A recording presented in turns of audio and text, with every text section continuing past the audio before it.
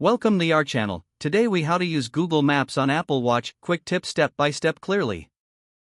To use Google Maps on your Apple Watch, first, ensure your Apple Watch is paired with your iPhone. Open the Google Maps app on your iPhone. Next, enter your destination in the Google Maps app. Once you've set your destination, select Directions. Tap on the Start button to initiate navigation.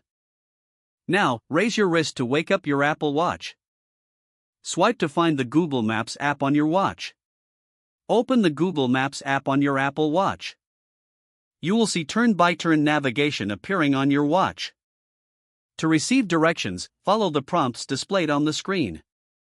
If you miss a turn, Google Maps will automatically recalculate your route. You can also tap on the screen for additional options, like checking ETA or stopping navigation. When you arrive at your destination, simply swipe to end navigation. Enjoy using Google Maps with ease right from your wrist. If the page does not load, refresh the browser or try again in a private or incognito window. Make sure you are using the correct email address, then retype it carefully to avoid small typos. If your password is not accepted, use the reset option and create a new strong password you can remember. Check your spam folder for verification or security emails, then complete any requested confirmation steps. Enable two-factor authentication if available to improve account security and reduce unauthorized access risk. After signing in, review your profile details so your contact information and settings are accurate and current.